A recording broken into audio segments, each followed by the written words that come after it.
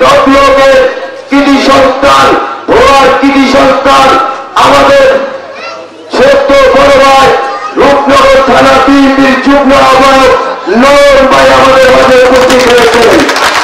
আরো উপস্থিত থাকবেন বাংলাদেশ জাতীয়তাবাদী দল বিএনপির ঢাকা মহানগর উত্তরের বিএনপির আহ্বায়ক জনাব আমিনুল হক।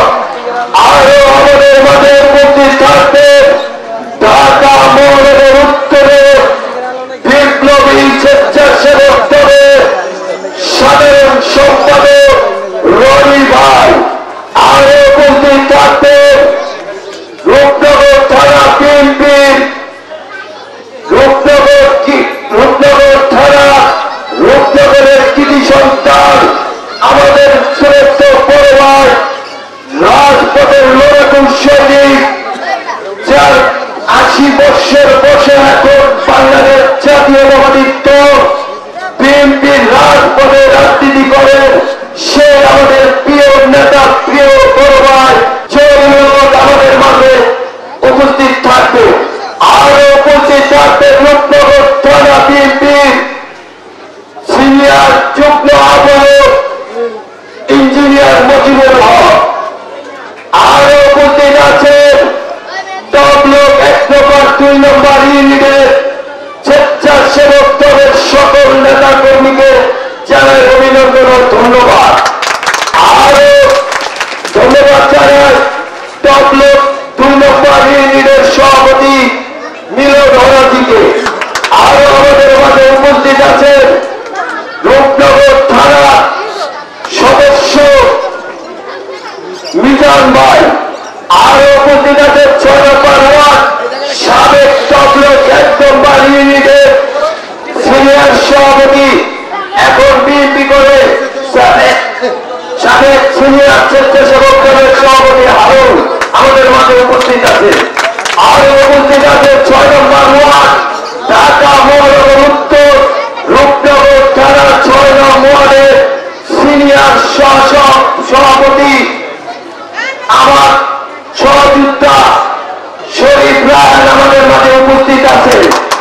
আরো উপস্থিত আছে তবলক 1 নম্বর ইউনিটের আর 3 নম্বর ইউনিটের সকল নেতা কর্মী।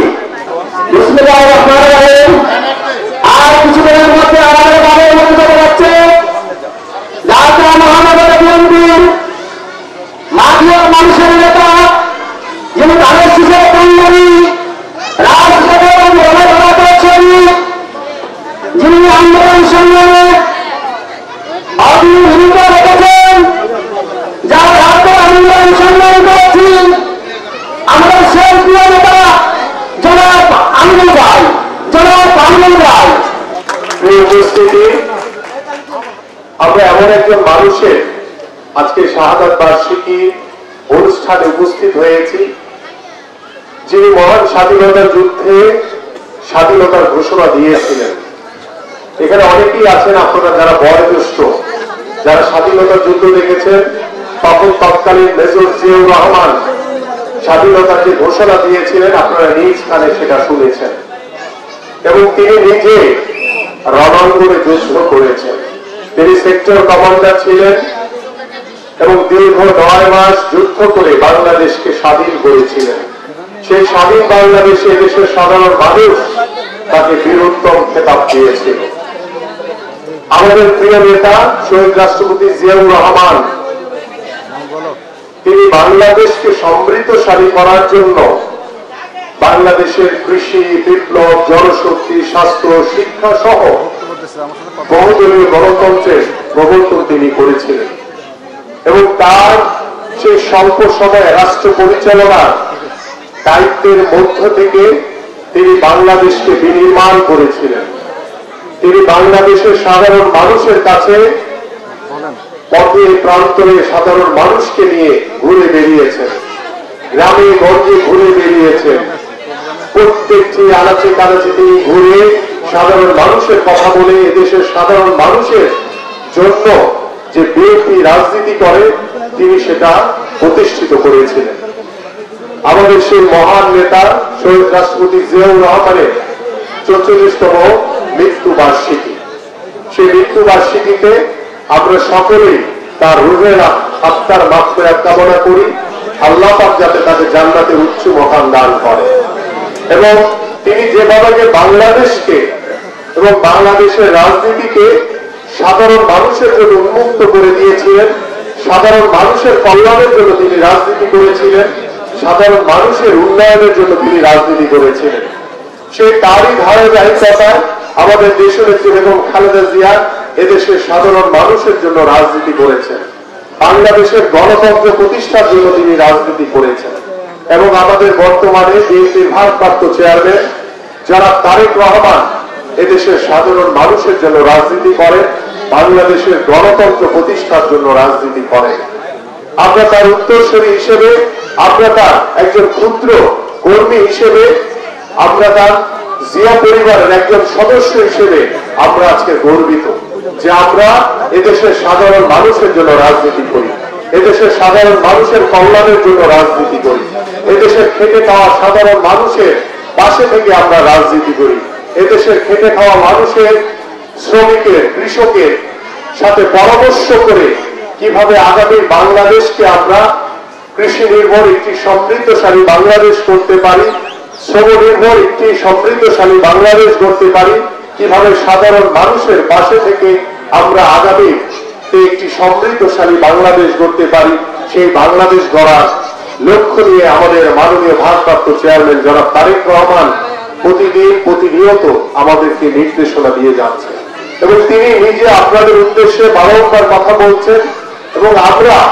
সবসময় আমাদের বিএনপির যারা নেতা কর্মী রয়েছে তাদেরকে সবসময় আমি সহ আমরা সকলেই আমরা নির্দেশনা দিই এবং আমাদের যেটি কাজ আপনাদের সাথে বসে আলোচনা করে পরামর্শ করে কিভাবে আমরা একটি সুন্দর সমাজ গড়তে পারি, সেই সমাজ গড়ার লক্ষ্য নিয়ে আমরা কাজ করে চলেছি। প্রিয় নেতৃবৃন্দ, প্রিয় উপস্থিতি, আমরা জানেন যে গত 17 বছর বাংলাদেশে কোন গণতান্ত্রিক চর্চা হয় নাই, বাংলাদেশের মানুষ গত 17 বছর ভোট দিতে পারে নাই, বাংলাদেশের মানুষের উপরে গত 17 বছর শুধু জুলুম, নির্যাতন, নিপীড়ন হয়েছে। আপনি যদি সত্যি কথা বলতে চান, আপনাকে মামলা হামলা দিয়ে ওই স্বৈরাচার শেখ হাসিনার সরকার আপনাকে নির্যাতন করেছে, নিপীড়িত করেছে, আপনার পরিবারকে নির্যাতন করেছে। আমরা সেই 17 বছরে সকল জুলুম, নির্যাতন, নিপীড়ন ভুলে যেতে চাই না, এটা মনে রাখতে হবে প্রিয় নেতৃবৃন্দ। এই কারণে মনে রাখতে হবে যে আমরা ওই স্বৈরাচারের মতো কোন আচরণ করতে চাই না, কোন বিভ্রান্তি, কোন বিশৃঙ্খল পরিবেশ তৈরি করতে চাই না।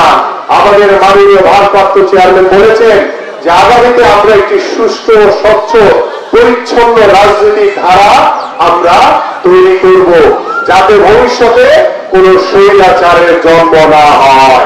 কারণ বাংলাদেশের মানুষ আর কোন স্বৈরাচার দেখতে চায় না, বাংলাদেশে আর কোন স্বৈরাচারকে আমরা জন্ম হতে দেব না। এই জন্য আমার প্রিয় এলাকাবাসী, আমার বাবারা রয়েছেন, মায়েরা রয়েছেন, ভাইরা রয়েছেন, বোনেরা রয়েছেন, আপনাদের সকলের কাছে আহ্বান করব যে আমি আপনাদের এলাকার সন্তান হিসেবে, ভাই হিসেবে, বন্ধু হিসেবে, আপনাদের একজন প্রতিনিধি হিসেবে আপনাদেরকে সাথে নিয়ে কাজ করতে চাই। আমি বিএনপির একজন প্রতিনিধি হিসেবে আপনাদেরকে সাথে নিয়ে আপনাদের পাশে থেকে আমি কাজ করতে চাই। আমি ধানের শীষের একজন প্রতীক, ধানের শীষের যে প্রতীকের একজন প্রতিনিধি হিসেবে আপনাদেরকে সাথে নিয়ে পাশে নিয়ে কাজ করতে চাই। এই জন্য আপনাদের সকলের সহযোগিতা কামনা করছি, আপনাদের সকলের কাছে দোয়া প্রার্থনা করছি এবং আমরা বারংবার এই অন্তর্বর্তীকালীন সরকারের কাছে আহ্বান করছি, এই কথা বলবো না, বারংবার আহ্বান করছি, আপনারা গত 15 বছর ভোট দিতে পারেন নাই, আপনারা সকলে ভোট দিতে চান না? জোরে বলে ভোট দিতে চান? দেখেন সবাই হাত তুলেছে, সবাই ভোট দিতে চায়, কিন্তু গত 17 বছর স্বৈরাচার সরকারের কাছে যখন নিরপেক্ষ একটি সুষ্ঠু ভোটের কথা বলেছি, তখন তারা বিভিন্ন কাল বাহানা করেছে, আমাদের উপরে জুলুম, নির্যাতন করে তারা তাদের মন মতো রাষ্ট্রীয় যন্ত্রকে ব্যবহার করে জোর করে কিভাবে ক্ষমতায় থাকা যায় ঠিক সেইভাবে তারা নাটকীয় দাবি রাতের অন্ধকারে নির্বাচন করেছে, বিনা ভোটে নির্বাচন করেছে। তাদের এই অবৈধ সংসদে যাওয়ার জন্য তাদের কোনো ভোটের প্রয়োজন হয় না। তারা জোর করে ক্ষমতায় বসে আমাদের সংসদের যে ভাব মান মর্যাদা তারা ক্ষুণ্ণ করেছে। কিন্তু আমরা 5ই আগস্টের পরে যখন এই অন্তর্বর্তীকালীন সরকারকে সমর্থন দিয়েছি, আমরা এদেশের সাধারণ মানুষ সমর্থন দিয়েছে, ঠিক একইভাবে আমরা কিন্তু এই অন্তর্বর্তীকালীন সরকারের কাছে বারংবার বলছি যে এদেশের জনগণের প্রত্যাশা, চাওয়া, দাবি যে দ্রুত সময়ের ভিতরে একটি অবাধ, সুষ্ঠু, নিরপেক্ষ নির্বাচন দিন। যখনই আমরা নির্বাচনের কথা বলি ঠিক ওই স্বৈরাচারের মতো এই অন্তর্বর্তীকালীন সরকারের কিছু কিছু উপদেষ্টারা তাদের গায়ে জ্বালা ধরে যায়। তারা কাল বাহানা করে, তারা নির্বাচনকে পিছিয়ে দেওয়ার জন্য বিভিন্ন অজুহাত দাঁড় করায়, কিন্তু কোনো অজুহাত কিন্তু তারা দাঁড় করিয়ে রাখতে পারছে না। কারণ তারা কোন যৌক্তিক কোন কারণ জাতির সামনে উপস্থাপন করতে পারছে না যে কেন নির্বাচন তারা পিছিয়ে দিতে চায়। কিন্তু এদেশের মানুষ, বাংলাদেশ জাতীয়তাবাদী দল বিএনপি সহ সকল যুগপৎ আন্দোলনের সকল রাজনৈতিক দলগুলো, এদেশের সাধারণ মানুষ সকলে চায় যে আগামী ডিসেম্বরের ভিতরে যাতে নির্বাচন হয় এবং দ্রুত সময়ের ভিতরে অন্তর্বর্তীকালীন সরকারের কাছে আহ্বান করছি আমরা যে আপনারা নির্বাচনের রোডম্যাপ দিন এবং নির্বাচনের মাধ্যমে জনগণের সরকার প্রতিষ্ঠা হবে। সেই জনগণের সরকারই বাংলাদেশে পরিপূর্ণভাবে গণতন্ত্র প্রতিষ্ঠা করবে, পরিপূর্ণভাবে সংস্কার করবে, পরিপূর্ণভাবে এদেশের সাধারণ মানুষের যে অধিকার, যে দাবি সেটা পূরণ করবে।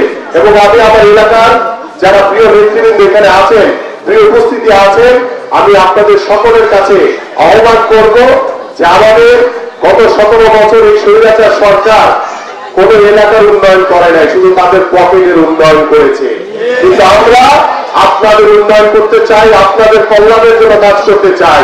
এই কারণে আমাদের যে এলাকার ভিতরে যে জলাবদ্ধতা আছে, কয়েকদিন ধরে, গত 3-4 দিন ধরে বৃষ্টির প্রবল বর্ষণে আপনাদের সকলের ঘর বাড়ি পানিতে তলিয়ে গেছে এবং এটি ইতিমধ্যে আমরা কথা বলেছি, এই অন্তর্বর্তীকালীন সরকারের যারা রয়েছে অনেকের সাথে কথা বলেছি, তারা ওই দিচ্ছি বলে কথা বলছে। কিন্তু আমরা খুব দৃঢ়ভাবে বলতে চাই আগামী নির্বাচনে এদেশের জনগণের ভোটে আমরা যদি নির্বাচিত হতে পারি, আপনাদের উন্নয়ন, আপনাদের কল্যাণের জন্য এবং এই জলাবদ্ধতা থেকে শুরু করে আমাদের যে সকল, আবার বিশেষ করে পল্লবী এবং রূপনগরে যে সকল সমস্যা রয়েছে, সকল সমস্যার সমাধান আপনাদের সাথে বসে আলোচনা করে করবো ইনশাআল্লাহ।